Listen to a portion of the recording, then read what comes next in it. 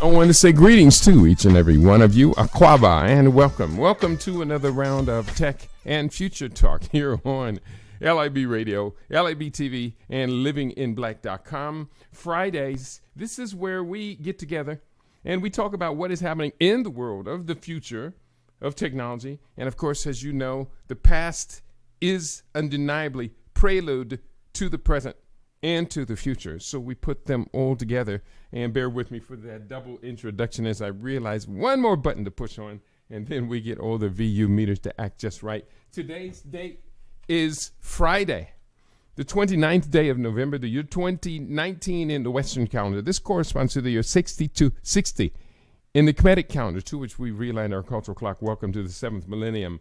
My guest today, we're very honored to have him black on with us here at LIB Radio. He's been a guest with us a number of times over the years, and I'll be honest with you, he's one of my absolute favorite guests. He's an author of many books, but he does so much. He is an African tour operator, lecturer, poet, author, philosopher, musician, publisher, counselor, and spiritual preceptor. He's the founder of the Sema Institute, the Temple of Aset. Originally from New York, as well as the Caribbean, his specialization in ancient civilization, it spans, I should say, ancient civilizations and the humanities. He's also a master of African yoga and spiritual mysticism. Without any further introduction, because sometimes the introduction goes so long, there's no time left for the guest, Dr. Muata Ashby Aquaba. Welcome once again to your LIB Radio family. Uja, greetings. Greetings to you, my brother. I trust that you are in incredibly beautiful spirits today. Yes, we try. That's so beautiful. You have, I believe, a scheduled initiation retreat. It's going to be coming up in Florida, if I'm remembering correctly. Why don't you give that information out right at the beginning of the show? We're going to give that out several times during the show, but I want to make sure that we do everything we can at LIB Radio to support this particular initiative. Of our annual conference, and I kind of lost count. I think this is like the 24th. We've been doing them since the late 90s, and we take a Kemetic theme, an ancient Egyptian wisdom, mysticism theme to do a study. And we've been doing that, for all these years. The current one is coming up. I think it's the last weekend in December, and people can get all the information. There's a flyer on EgyptianYoga.com that pops up, and I should have it in a minute so I can get the phone number and everything, but everything is on the flyer with the dates and the number to call and emails and everything like that. Wonderful. As I mentioned in the introduction to the show, every Friday we set aside time for Future Talk and Tech Talk. And normally, we're going into futurist research, into economics, politics, technology, a number of different things. But as I also mentioned, and I know you know this phrase, that the past is prelude to the future. So the first topic, if you could build a bridge between these studies that you have been teaching for decades, many decades, how does this relate to discussions about the future? Indeed. When I into these kinds of studies, and just to give a little background, previous to my getting into these kinds of studies, meaning ancient history studies, philosophy, ancient religion, ancient Africa, ancient India, etc., I was going along with the regular, shall we say, worldly interests. I was successful. My wife and I were successful in business, and we did things. One thing that we were not able to do was to find happiness, find abiding happiness. People find temporary happiness. They go to a party, they're happy temporarily. They come home, they get sick, miserable. They have to go to another party to feel good again, or to find some way to make money. It's always some situation that is always temporary. And for us, for most people, that's good enough. They go into that cycle of, ups and downs and, struggling and, get a job, get a house, have children. You have to struggle with them, struggle to pay the bills, whatnot. Go on a vacation, and they think, oh, this is life, this is good. And for some reason, for us, it was not good enough. And then we started doing researches into history and what most people would regard or they would recognize as Afrocentrism. And that led to most people stay there and they kind of become focused on that. But for us, it kind of opened the door for many things. It would have opened the door for studies of world history. Because I remember certain studies I had done in college, back when they used to teach humanities, ancient Rome, ancient Egypt, Mesopotamia, other, ancient China, et cetera, et cetera.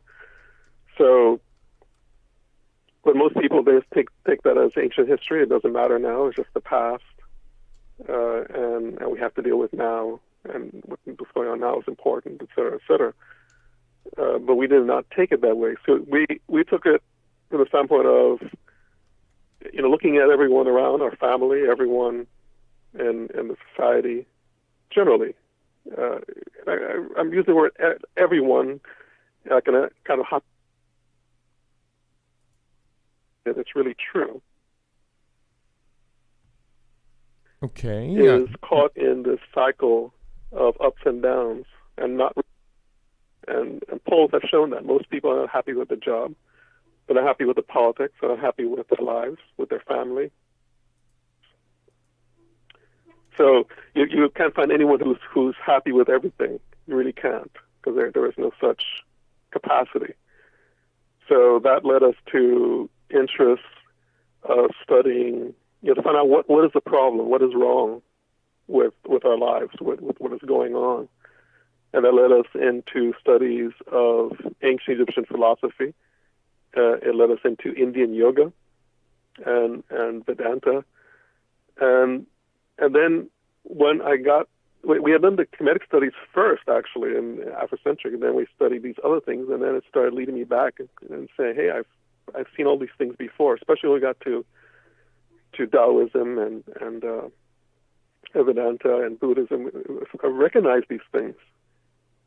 These kinds of teachings and what they're going through, and then I went back. I decided to go back, and I started writing about it, and that was kind of the genesis of the Egyptian yoga concept and book series in a philosophical context, and that led to people inviting me to do talks and people who wanted to have more extensive instruction, and then we started doing the conferences and helping people around the world to understand why they're so miserable, essentially. And then in 2014, we had tried to start an organized teaching program in the early 2000s, but didn't work because we didn't have the right technology, we didn't have the right I didn't have enough books also at the time. I had sufficient, but not what is there now. The whole basis of what is there now. The whole basic library that we have now. So 2014, it was rebooted in a very strong way, and now we're on the 5th year of anniversary of the Kemet University. So people can go there also, kemetuniversity.com. and look at the study programs that we have. And we have special lecture series. I just completed one last week on the wisdom teachings of Sage Amenemopet, and where I share basic research, where I share original research, going to the text. I do a special kind of translating matrix or format. And I share that in a discussion forum with the students, and in an extensive kind of program. We're about to complete in a couple of weeks to complete another series that we're doing, and these are in addition to the regular study programs. So another series I'm doing on sharing the basic research of my annual or semi-annual trips to Kemet that I do extensive studies at the temples. And so I do special presentations of panels, the iconography, the hieroglyphs, the context of the teaching, so that when people go and do going, they can go with this a published work that explains what is going on, and that shows them it has maps so they can find everything. And one extensive work that was published earlier this year is Temple of Asar, a 700-page book on the special initiatic teaching of the Temple of Osiris at Abdu. And that book contains something like a study of about 30 panels, 30 of the special panels of the temple that have a special initiatic teaching and a special walking path that is discussed, that is to be followed in a progressive movement. And so we're doing one of the regular classes at Kemet University is on that, and we're up to, I think, page 169, and that's going on like almost a year. Well, it's going to be a year in a 2 or 3 months. So that's going to take like about 3 or 4 years of a study. So to answer your question, this is the kind of thing that is necessary for us to go back to and to understand in order to work through and to be successful in the present and the future. Mm-hmm. In his masterful book, Black Africa, by Dr. Shikanta Diop, the economic and cultural basis for a federated state, in which was published, I believe, in 1975, in which Shikanta Diop, the great Senegalese scholar, proposed that toward the unification of Africa, African nations would do several things, one of which he talked about adopt a continental language. And we see now a number of countries, I think some 26 countries, have either adopted Swahili to become their official language, or have introduced it into all levels of education so that the next generation will grow up with Swahili. But the other proposal Dr. Shikanta Diop made talked about that Africa needed to unify itself in a spirituality, and he recommended ancient Kemet, or ancient Egyptian as many would call it, Kemetic philosophical spiritual practices as a practical means of unifying African people. Are you familiar with that particular edict or statement from Dr. Shikanta Diop, and what does that mean when you hear that? Actually, I had read Civilization of Barbarism and some of his books back in the late 80s, early 90s, and I don't recall that specific edict, as you want to call it, or exhortation. But I wholeheartedly agree with it. The only problem I see is that the way that the world has developed. Think about what happened to Libya with what Gaddafi was trying to do to unite Africa under one financial system, one cultural system like that, and the United States and Europe swooped in to destroy the country. So the problem seems to be that the culture itself is not strong enough to assert itself. But which I think the spiritual basis and the using the spiritual strength and that Kemet could provide, could be an important and strong foundation for that. So I would wholeheartedly agree. Mm-hmm. Now today, and I know you are leading numerous journeys to the Nile Valley to be able to witness in person that thing which transforms so many of our lives. I made my first and only journey to the Nile Valley in 2006, but when I came back, I said I will never be the same person who I was before, and many people have said that. But if we look at those lands today, despite the fact of so much archaeological history there, we do not really see any efforts at all by the governments of modern day Egypt, Sudan, and even Ethiopia to promote these ancient spiritual traditions and philosophies. Do you think there is a possibility that this can become established, or is this just merely dreaming on some of our parts? I think it's both. I think it's a dream, and I think it is possible. Is it likely? That's the other part. But I was explaining to my students recently that you have to have ideals, because if you don't have ideals, then you'll get caught up in the like a mendacity of life. Mm-hmm. You have to have something. So you have to uphold truth, even though it may not be possible to achieve it or attain it or even manifest it. But you have to have the ideal. Otherwise, you'll be living and caught up in the degradation of life. Because if we accept that we can only vote for the lesser of two evils, you only get evil. And if you don't have an ideal of being able to do something other than evil, you'll always have evil. So, it's one thing. Whether it's the right thing, whether it's the true thing, whether it's the Muatian thing, that is to me the only real, kind of philosophical, idealistic course to take. And then the institutions built around that and the actions taken around that, those should be based on that ideal. And then let the divine decide where it should end up. Mm-hmm.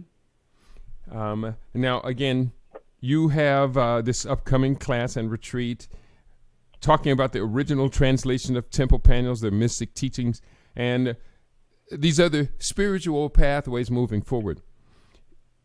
On Tech Talk and Future Talk, we always do the best we can to bridge that between that which might be called esoteric or metaphysical and that which becomes a tangible reality. As it is right now, African Americans are some of the most spiritual, or what some have called religious people in this country, if not the most. I think maybe Hispanics have a little bit of a jump on us insofar as their Catholic convictions.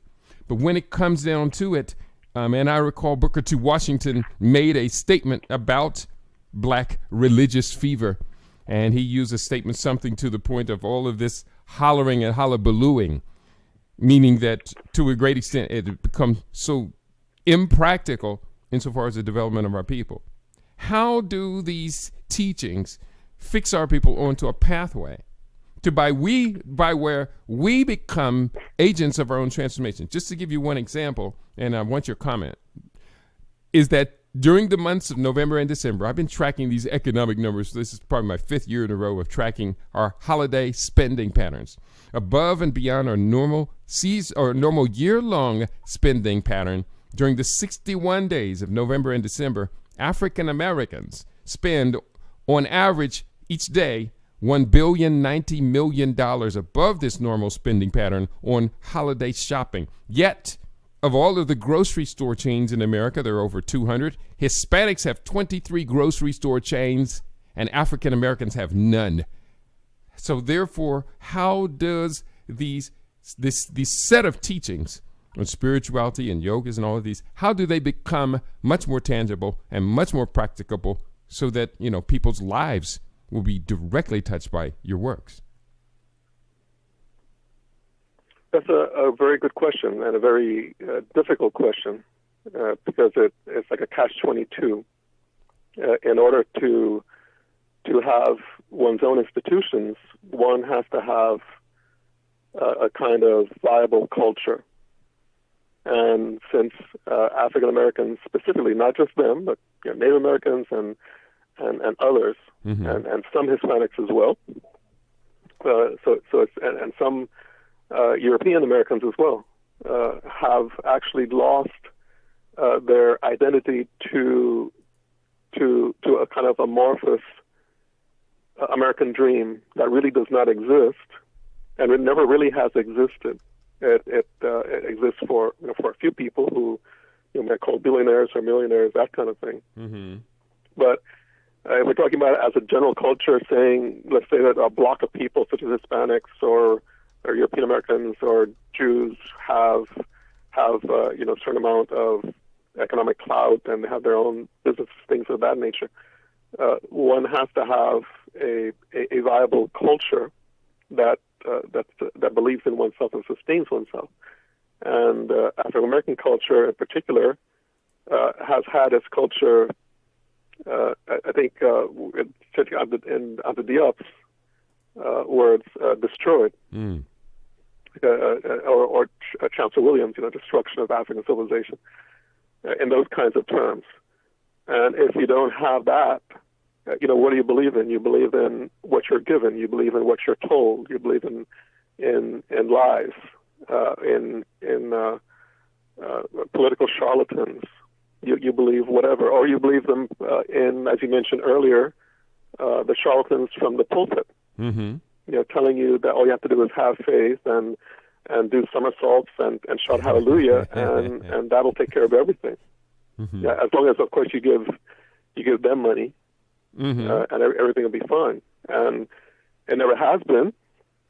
But the ignorance feeds on itself, and so and the philosophy of that is that if you are not successful, it's because you have not had enough faith, you have not given enough of your wealth that you don't have. Mm-hmm. All right. Are you still with us? So okay. It's a very difficult question, Catch-22. If you don't have the culture, you can't have the self-reliance, you can't have the belief in yourself as a culture, et cetera, et cetera. And until you do that, you can't get the institutions and you can't sustain yourself, et cetera, et cetera. And when you try to do that, like in Tulsa, then or in Libya, then the destruction comes. And see, when things like that happen, to me, those should be watershed moments that people say, "Oh, okay, if that's how it's going to be, then we are going to riot. We're going to take this thing down." And what people should be doing is not paying their bills anymore, not paying taxes, not they should be doing what the Extinction Rebellion people are trying to do. They should be doing what Martin Luther King was trying to do before he got killed, which is to do such a large march on Washington that was going to shut the place down. They don't want that. But if people don't have the cultural belief, they will. You'll have actors who will act and do the stupid things that they want to act and show because they want to get paid, or the rappers and all these people who are supposed to be, and the ministers, all these people who are supposed to be examples, Martian examples of the virtue for the culture, and they are examples of the degradation. And people are taught that from the time they grow up in school. This is what you follow. This is what you believe in. There's nothing better to believe in. So it's a very difficult question, and the only answer that I would have, like what happened, like explained to myself, is that my wife and I we lived essentially a worldly life, although we were not intensely people the way some are. We didn't drink, overly. We went to parties and hang out with friends, but we didn't get drunk and do drugs or being acting very degraded. We had decent parents because of our what we call RU. The karma was good, and it led us to the capacity to reflect honestly and not have our will zapped by following lies and charlatans, so that we can apply that to finding out the truth and then following those purveyors of truth, and being able to discover in our own literature, in our own wisdom, our own history, what the truth is, and not just going to Kemet, with the idea of being awed by the monuments and saying what do they really mean? What is the implication of all this for our lives today, not just for years ago. Mm-hmm. Yes, good points that you make. One point you had made about the destruction of Tulsa, Black Wall Street, the Greenwood District, I wrote about it in my book, The Repairing. And one of the parts of that story that I think we fail to tell and makes it an incomplete telling of that story is that after the destruction, the 3 days of destruction of the Black Wall Street area in 1921, they completely rebuilt it all within 5 years. And it was actually the Great Depression, which started then the slow and gradual degradation of it. It degraded between 1929 and 1950, and when it became really just kind of a historical district. But do you agree that the story of redemption and resilience is also a very important part of our story, our long Songhai journey as African people? Yes, I would agree with that. However, I would say that I would take a much more, shall we say, I'm trying to find the right word to use, a much more intense, a much more sanguine also perspective on it. Because to me, and this is how anyone becomes an expert, anyone goes to the height, anyone can go to the success and the transcendence, is by being intense. And to me, being intense is not, you kick me down and I accept it. Or I go along. And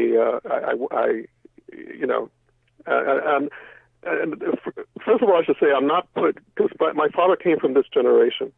He grew up in the Depression. He was born in 1921. Grew up in the Depression, and when I was growing up, I became. This is a little prior to my Afrocentric years, which was probably a good thing. I became militant in my opposition to racism, and to the general insanity of society, I guess in my teens. This is like just before, Roots came out. When that came out, that helped things flare up in many people's hearts, anger and the society. I'm not sure you remember how that was. Mm-hmm. But to me, what I was seeing, especially during those times, is that look at what Martin Luther King had done. Look at what Malcolm had done, and the Black Panthers, and we are going to keep on paying our bills and keep on getting beat down, and acting as if there's some goodness in the society and it's going to come out one day. Maybe one day after society is collapsed, like the way it's happening now. Global warming and the insanity of the financial culture, the malfeasance and everything that's bringing everything down. Mm-hmm.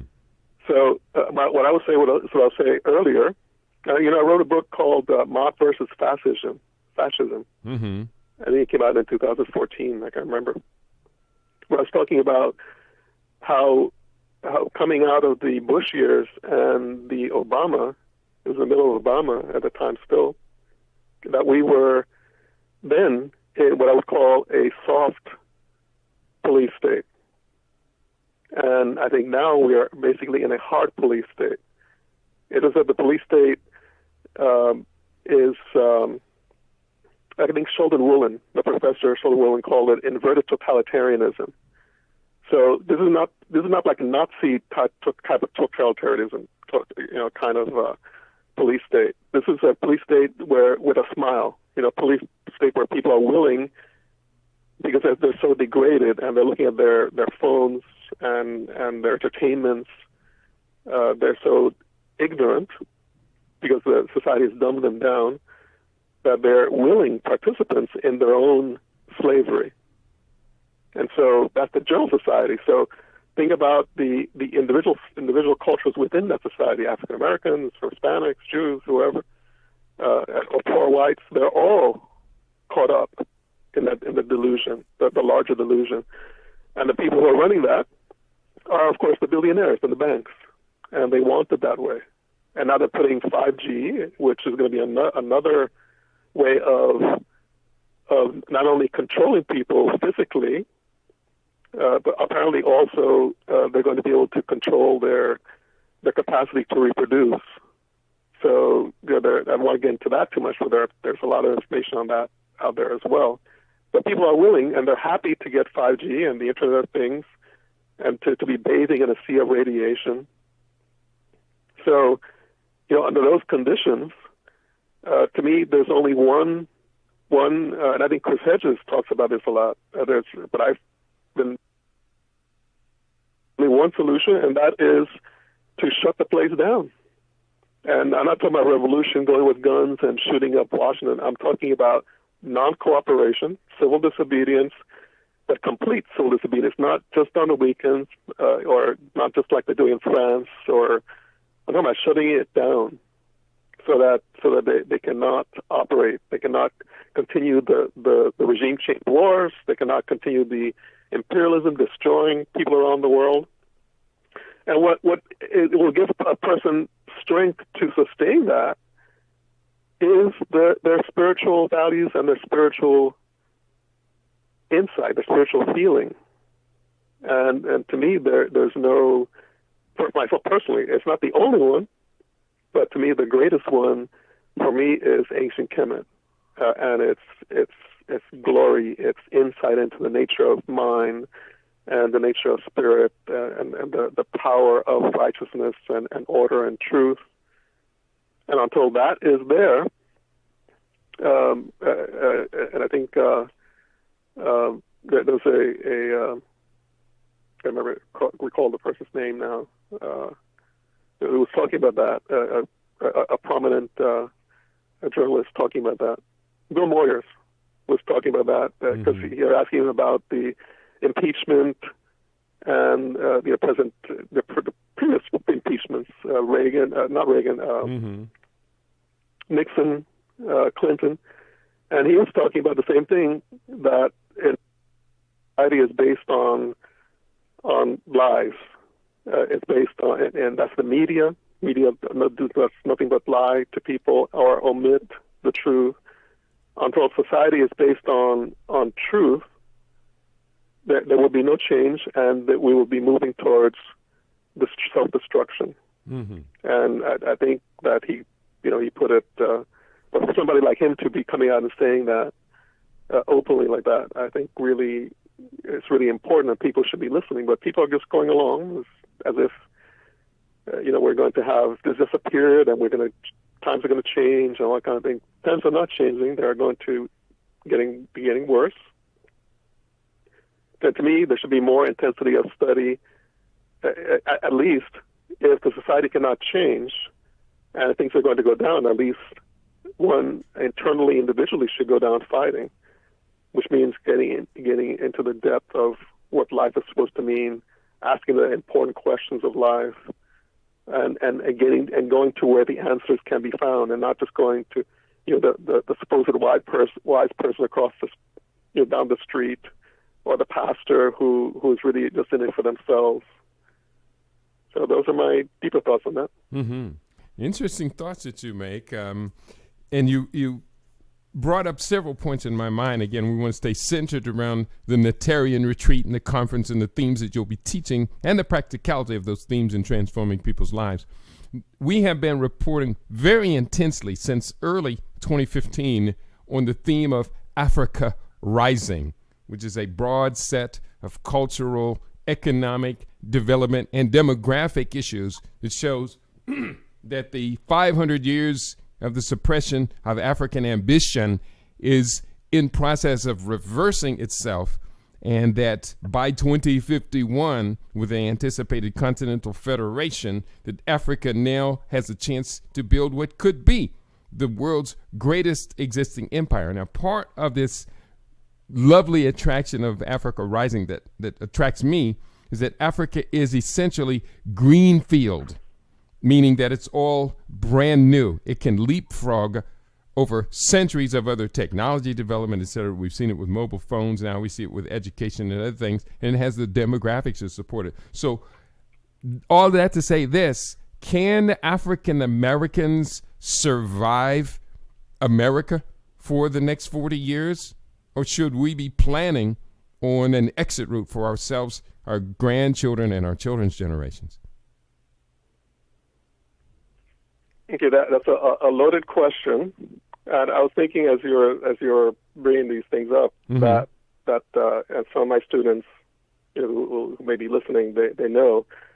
I talked about a lot about these things years ago, and so I wrote the book Muata versus Fascism, and in 2006 I wrote a book Death of American Empire, and the end of civilization, and talking about the issues of the finances, the health crisis that is with us, health insurance, and the other one is global warming.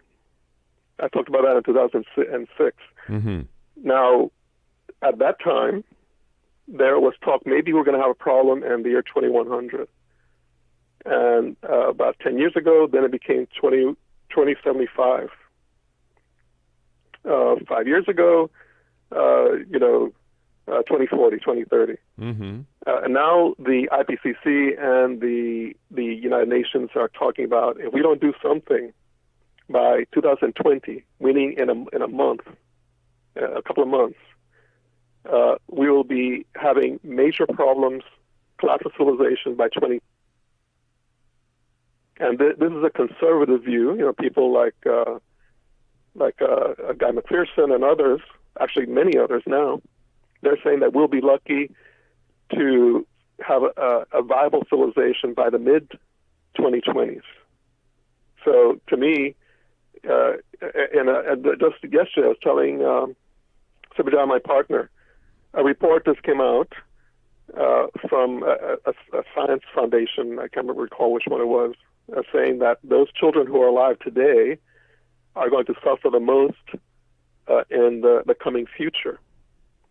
So, it used to be that, if, about 10 years ago, if you were 80 years old or under, you might have an issue. Now, if you're 1 year old or under, so what I'm getting at is that to have the first of all, thoughts of having children, and they're going to have children, and you're going to have grandchildren, we need to start looking at the world realistically as opposed to in some kind of a dream world. What is going on? The dream world is what Trump talks about, that there's no global warming, nothing is wrong, everything is fine, everything is perfect. And the people who go along with him are those who make money off of the conditions he sets.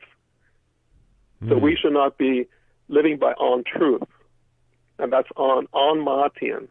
That is non-Maatian. So therefore we should not be living with this notion that, hey, we're going to have a great society and everything is turning around, and in 20 years from now or 30 years from now we'll have a different society, we'll have different.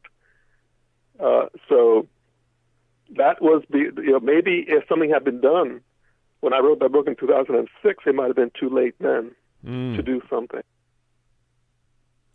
Interesting. Very interesting. Again, own so-called people in the culture still following the same dictates, driving the same pollution and helping the destruction of the earth that everyone else is. So we have to look realistically and not hang on to these ideas that somehow God is going to save everything. We are the gods. We are the gods and goddesses, and we have done this to ourselves. And therefore, we are the ones who need to do something to get out of it. And if we're not doing that, as a humanity, then we have to accept the outcome that is going to happen, because Maat does rule the world. So if you do some action, there will be a reciprocation. There will be a response. And the response of destroying the environment is destruction of human habitat. That's it. So, we have to, if we're having this idea that children are going to come into the world, we're going to get ourselves pregnant, and we're not going to think about the future. Somehow somehow, some scientist will save us, or geoengineering, or some other idea. That's living in a dream world, and that's what most people do, and that's why people fall under the destruction that other people can perpetrate, because they're living in a dream world. Mm-hmm. If one lives in the present in a Muatian way, one cannot be subverted. Even if one is killed, one cannot be subverted. And there's nothing higher than living in that way. So those would be my thoughts on that issue.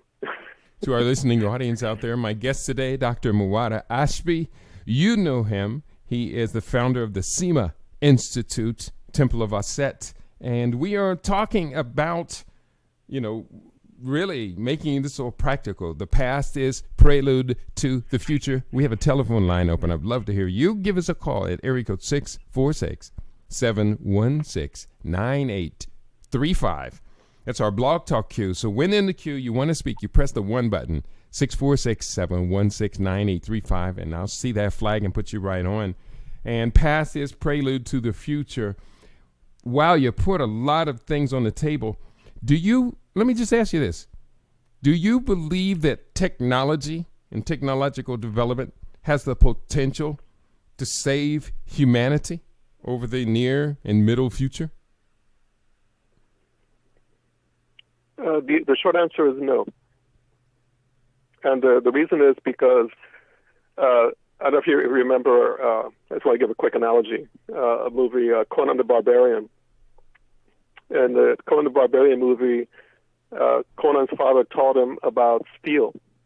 And then the James Earl Jones character taught him about flesh. And in this analogy, James Earl Jones taught him that flesh is stronger than steel because flesh is what controls steel. In this analogy, the idea that technology is going to save us, technology based on an ignorant culture and ignorant notions, the selfishness of individuals and of society and of leaders have led us to this place. So it's really the human heart that needs to change, and that needs to be the one that saves. The technology is already there. The technology of how to have movement without internal combustion engines, that's already there. Mm-hmm. Well, there's already a will to turn things around. If half of the trees of the world have been cut down, if you replace those trees, like something like 2 trillion trees, I can't remember, it's a big number like that. It's over 3 trillion. If that was done, this could start turning the situation around. Mm-hmm. But the will is not there. Let me just give you... People want to live by ignorance. They want to live by their luxuries. They don't want to give up their conveniences, right? Mm-hmm. It's because they don't have a higher value of life. Their life is based on their body and their ignorance and their intolerances, etc. So no, technology is not going to save the day. Technology, the misuse of technology is what has led us to where we are now. And so we need to enlighten ourselves to a higher culture, a higher way of living that's not based on destruction of the environment for pleasure or for money, and causing the waste. It's like an animal that messes up its own nest, and we don't see that because we're so blinded by our ignorance. Mm-hmm. I normally don't disagree with you, and I can't disagree with all you say. I definitely do agree that technology in the hands of someone with a bad attitude is definitely going to cause more destruction than healing. But I'm just going to give 3 examples and have your response where we see technology now coming in a powerful place. We are on the verge of the development of solid-state batteries, moving away from lithium-ion rechargeable batteries. When solid-state batteries arrive, and it's expected to be a practicable, widely distributed technology in 5 years, they say that with a rechargeable car can now recharge in 25 minutes and give you 1,000 miles. That will end the predominance of the internal combustion engine. They will become obsolete, and then the old cars will be taken out of circulation ever more faster as more manufacturers move into the profitability of now making EVs based upon these ultra light, fast recharging, hard storage, and very safe solid state batteries. Point number 2, the technology, much of the technology being developed and innovated around the world is coming from the African continent. People are using mobile pay systems. Well, those were based upon M-Pesa, which was developed in Kenya. And we can see across the African continent in Kenya, Rwanda, Nigeria, Ethiopia, and other countries where Africans are working on very innovative technology solutions. And point number 3, and I could make probably 25 points on this, I'll just stop with this one, is that when we talk about global warming, one of the biggest problems is carbon sequestering. If we can find a way to stop pushing so much carbon into the atmosphere and pull the carbon down out of the atmosphere and put it back into storage, into trees, and into the soil, that's going to benefit us. And now we have hemp-based technologies that come along. Hemp is the plant that can save the planet. That's one of the themes in my recent book, Hemp Opportunities, Uses and Opportunities. So industrial hemp, uses and opportunities. So your thoughts about these type of technologies, that plastic can now be replaced by hemp-based products and bamboo-based products and other things that naturally degrade. And these, at the same time we're making all these new materials, we can pull the carbon dioxide out of the atmosphere. Right. I think I was actually. Let me say first of all that I was in your camp some years ago. I think you always. We've been in each other's camp. Because in recent years I have more concentrated on the depth and the wonder and the glory of the teaching, and I don't usually get into these discussions anymore, which those thoughts are still in the back of my mind, but I'm not, unless a student brings it up or something like that, I don't get into them very much. But I was in your camp, and I thought that we had definitely the possibility. You had James Hansen back in like 1988 or something, going before Congress and saying we got a problem, and then I believe it was the Energy Department came out and said in 1990 we have to do something within 10 years. And the 10 years was in the year 2000. Done. Okay, so battery production. Just get a couple of points here. You said battery production. First of all, it would be wonderful if we could do these things, and I think we can do them. The question is, should we? And what is going to be the benefit of them? Now, point number 1, about to what you said. Battery production. A lot of people don't realize that the battery production itself is very resource intense and is also very polluting. And producing windmills, producing electric cars, all these things require industry. It produces heat. So that's one problem. And if I could just add, and these technologies have been on the books. Let's say, they're coming. I've heard that for a while. And so let's say in 5 years, this actually hits the production floor and it's available to the public in 5 years. In 5 years, we're going to be in the mid-2020s. And so just in time for the collapse of civilization, these things will come in. So, So you're predicting... About carbon sequestration. So again, if society, like I was saying before, if society had the will and the spiritual fortitude to give up on the desire for luxury and the desire for the delusion of life that you can have, the infinite growth on a finite planet, you've heard that before, that we can be, that we're supposed to be the best country ever and everyone else is beneath us, so we can, people come here to have a pleasurable life. If we can give all that up, which means that we can't be using combustion cars anymore. We can't be flying around and spewing pollution into the air. We can't be having, the carbon spewing factories and electrical plants and everything. If we did that, if we could live with that, and then if we can plant a couple of trillion trees, that would be our sequestration right there. if we do, let me put it this way: if we, I can't remember the exact numbers, but it was something like this: if something like 1 trillion trees were put in, and the carbon production continues, that would only be enough to reverse.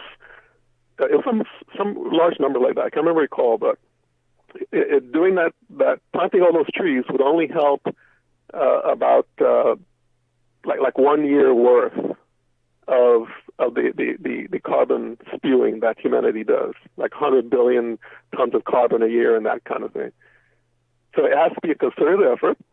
It has to be a whole human effort to change the course and to live, which means living by truth again. Mm-hmm. So people don't want to live by truth; they want to live by their pleasurable, egoistic ideas, and that has always been the struggle of humanity. The problem is that now humanity, with the new technologies and the new capacities to destroy itself, and for egoism and for empires and power to go worldwide. So now the capacity for self-destruction is global. And it's not just like the Romans against the Carthaginians or something like that. Mm-hmm. And so those are my thoughts. I think to me, I understand where you're coming from, but to me, it would be more like a false hope to have these kinds of ideals and not be able to look at things, in a realistic way, the way people are. Mm-hmm. Change. They're so ignorant, and they're so ignorant. Mm-hmm. Like the leadership of the Republicans in this country is so degraded. They're, and to say that there's something opposite in the Democrats, they're just as corrupt, just in a different way, mm-hmm. in less than an appearance way, but more in an internal way. Let's see. So, if you're talking about having a progressive coming in like Bernie Sanders, he's not going to turn things around that way either. Let's see if we can get our listeners. And any of them, really. And even if they wanted to, the people who are around them, who control the country, are not going to allow it. Let's see. So I don't want to say that we're doomed, but we have to look at the fact that human civilization is doomed because of its unrighteous way. And for us to have the idea that God is going to save us, or we're going to have technology that's going to save us, something like that, that to me, that is putting hope in something that is actually unreal, that's actually false. And to me, putting that energy into something that is true and that is real, like attaining spiritual enlightenment, like getting to know the truth behind the Kemetic temples that even today they don't know how they were created, and the pyramids, etc. Getting into that knowledge, into that wisdom, into that spirit being that actually can carry us beyond any kind of self-destruction that humanity might bring about on itself. Mm-hmm. And so what I'm talking about is now, if we can turn the conversation to a higher way of being that leads to transcending time and space itself and the delusion of life that we are living in this ignorant reality that humans have created. That is what the ancient Egyptians were all about. That's and the other societies I mentioned earlier. Mm-hmm. And if Africans do not want to live up to that, they want to hold on to Obama culture, or they want to hold on to Trump, or being American, then they're going to go down with that ship. That's so very true. Let me see if we got just a couple more minutes. These phone lines are going to be open. If you're calling in to the Blog Talk line and you want to speak, you have to press the one button on your telephone. Otherwise, I don't know that you want to speak. You may be just listening. Someone can call that number right now at 646-716-9835. Press the one button, then I'll put you on with Dr. Muata Ashby. And you said several times in the program that we only have 5 more years before the collapse of civilization. And you seem to infer by the end of that statement we should just be preparing ourselves philosophically, spirituality to exist on the other side of all of that total collapse. Should we remember that in 1968, Paul Ehrlich wrote a very famous book, and this reminds me of these pronouncements that were made this past week. I haven't verified that they're the truth. I always verify what these people say. But Paul Ehrlich wrote this book, The Population Bomb, and published that. It was widely accepted in 1968. And no one talks about his predictions that society would run out of food for itself by 2000. And the book, The Population Bomb, essentially bombed, even though Paul Ehrlich still hangs around the peripheries getting some press every now and then. Right. You know, it's interesting that Paul Ehrlich, I think that he was actually correct in his context that he was writing from at the time. But in an interview, he said it's something like what has happened recently. Like I thought when I wrote the book in 2006 that the economic collapse was coming. When it happened in 2000, I thought that was going to be it. And then they pulled out some tricks, you know, called quantitative easing and giving money to the corporations and all that kind of thing.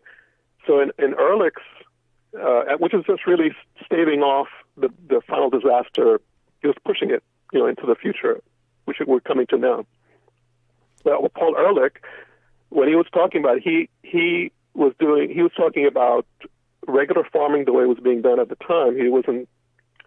The green revolution was just starting, and so technology came in, and they were able to produce more food, et cetera, et cetera. Mm-hmm. But now we are reaching the level where that's not really possible. The food is denatured, and the introduction of genetically modified is destroying the food matrix itself, and it's destroying human health.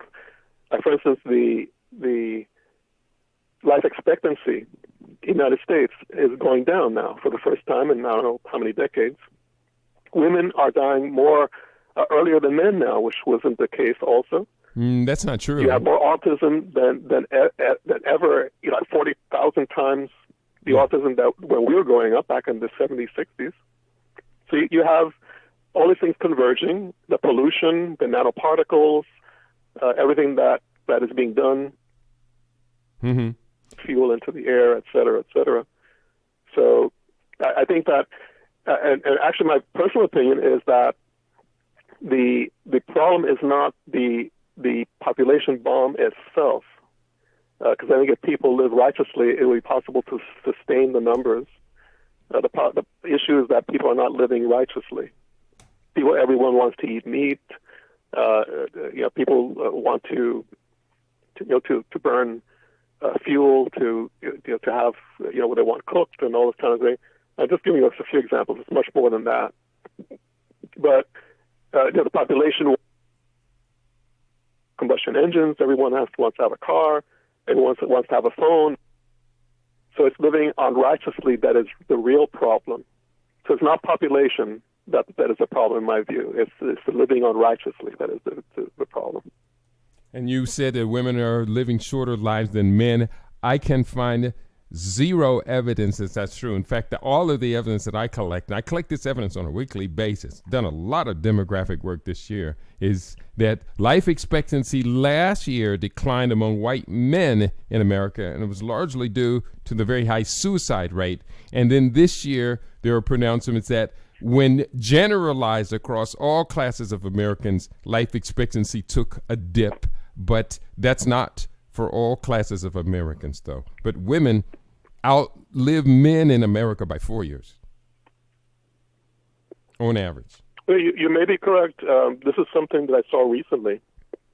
I don't know. I can't recall where it was, but I will leave that point because you may be correct. But I did know that the life expectancy generally, but also I heard that the women. But like I say, I would leave that point. I wouldn't argue that over that point. Mm-hmm. Well, we're going to have to begin to wrap up the show. So we saw a couple of people in the Blog Talk queue, but neither one hit the flag to let me know that they wanted to speak. Let me double check on a second computer. And so we're going to have to begin to wrap up the conversation for today, Dr. Muata Ashby. But people do need to know about your books, your publications, some of the recent ones, how they can access your literature, your body of literature, and how they can be a part of this upcoming retreat that you're having later in the month, or about 1 month from now. It's going to be taking place exactly, if I'm correct. Mm-hmm, mm-hmm. Yeah, so the conference is happening here in Florida, and like I say, you can go to EgyptianYoga.com to look at the flyer. NetarianConference@gmail.com. That's another one, NetarianConference@gmail.com. Also, you can get information at KemetUniversity.com. These are all avenues, and there are emails there. There are phone numbers to call, et cetera, et cetera. And so as far as the books also, there are links on these websites as well. You can go to EgyptianYogaBooks.com, and you can find the latest ones, as well as the all the backlist, which I think is now over 70. And for anyone who's interested in having, not just getting the book, but to getting a teaching to go along with it, because the books can only go so far. Mm-hmm. Then contact the Kim University and look at the courses that are there, and also the additional lecture programs that are going on.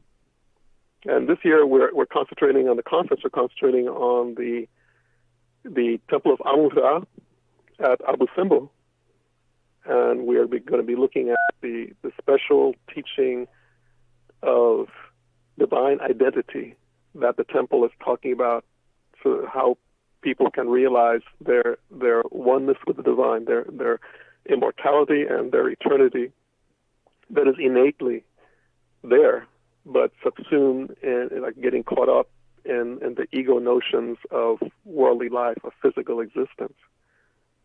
So this is the kind of teaching that I was talking about earlier, that the ancient Egyptians, this was what they were about.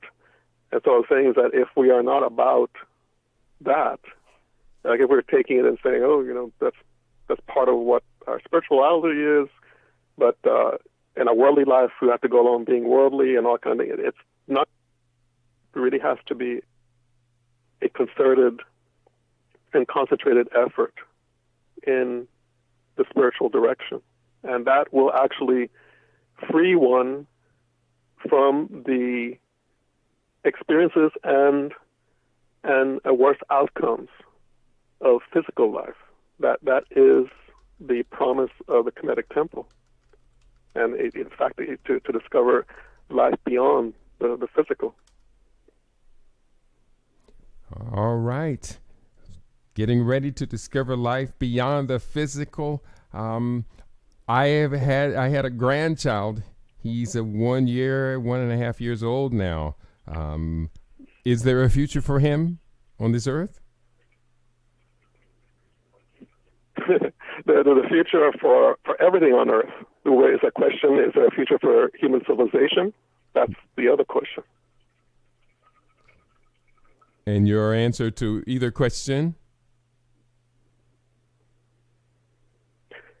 Let's put it this way. There's a future for your life goes on in time and space. How will it go on? That's the question. And I think that I already gave my opinion as to what I think is going on and what is likely on our actions and based on our thoughts and feelings, and how we can turn it around by turning around our understanding, our thoughts and feelings, and moving towards righteous action. So I think we are the ones to determine. It's not for me to determine what will happen or what will not happen, but from a safety perspective, from a wisdom perspective, I think that's what I see. Mm-hmm. Okay. Beautiful conversation. My brain is challenged to go deeper and deeper into it. The last point I'll make, and if you want to comment, that's fine. Or if not, we can end the program. But as much if people have predicted doom and gloom and destruction for the Democratic Republic of the Congo, the last time I checked, and I can't update these figures, is that it has one of the higher death tolls annually of its population in the world. I think per every 1,000 people in the population, some 8.7, maybe as many as 9 people die every year. But for every 9 who die, over 40 babies are born. Are these babies coming into this world only to be overwhelmed within the first few years of life, or are they coming into a world, these spiritual beings coming into this world because they believe they have a lot of lifetime of work to do? Well, I would answer that question with an analogy. Mm-hmm. Before, and analogy is limited in some ways, but to give a point, there were many pregnant women, there were many young children who were born in the year before Hiroshima and Nagasaki were bombed. Did they come into the world to live a life? Did they come into the world and was women hoping that they were going to have a great society and a great existence? Thank you very much for being my guest today, Dr. Muata. Ashby, once again, give your websites. Okay, EgyptianYoga.com is the main one, and KemetUniversity.com, the secondary one, EgyptianYogaBooks.com. All right. And on that note, we're going to wrap up. I'd like to say one thing, though. I really actually appreciate your capacity to have this discussion as well. Like I said, there's not the kind of discussion I usually have. I think it's more of a kind of discussion we should have. Mm-hmm. But I think most of my students are aware of my thoughts on these issues, from years ago. So I really actually appreciate you personally for being able to have this kind of conversation. Mm-hmm. And because many people, they go into emotional, how can we say that there's no existence? And at least you're able to entertain these thoughts, and I hope people will be able to look at them objectively and do their own research, and not just hang on to emotional ideals of life. Mm-hmm. Living like George Bush does. He doesn't read anything; he goes by his guts, right? Mm-hmm. And look where that got us. Yeah, and John, and so this orange guy is even and worse. I thank you for this opportunity. Yeah. And well, let me just reciprocate. Om Mati Makeru. Yeah. The Supreme Being manifesting as the two Mata goddesses above and below. May they bring righteousness and order and truth for all of us. That's it. I receive that in the beautiful spirit that you share it.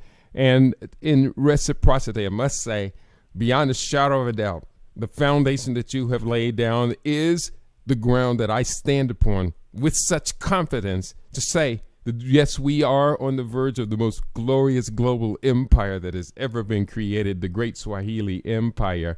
And it is through the serious works of our griot, our Jalia, our lecturers, our poets, our philosophers, musicians. We have a great task ahead to communicate through song and through dance to everyone in the world. Let's prepare to celebrate the greatest manifestation that this planet has known in its long history of the rise and the fall of civilization. So, I'm very, very happy. I almost went Spanish.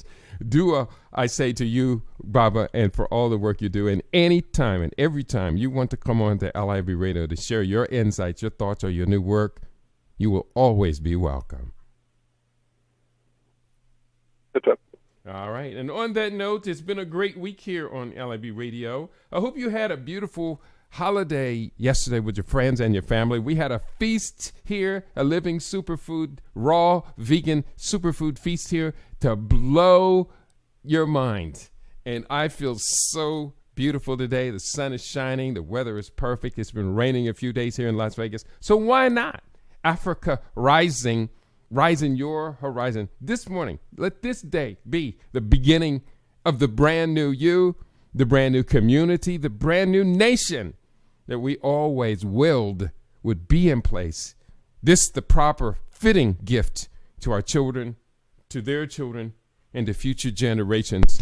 This gift of Ma'at in action, in deliberate, practical, continuous, unselfish, and undefeatable action. Ma'at rules, y'all. Peace and prosperity to each and every one of you.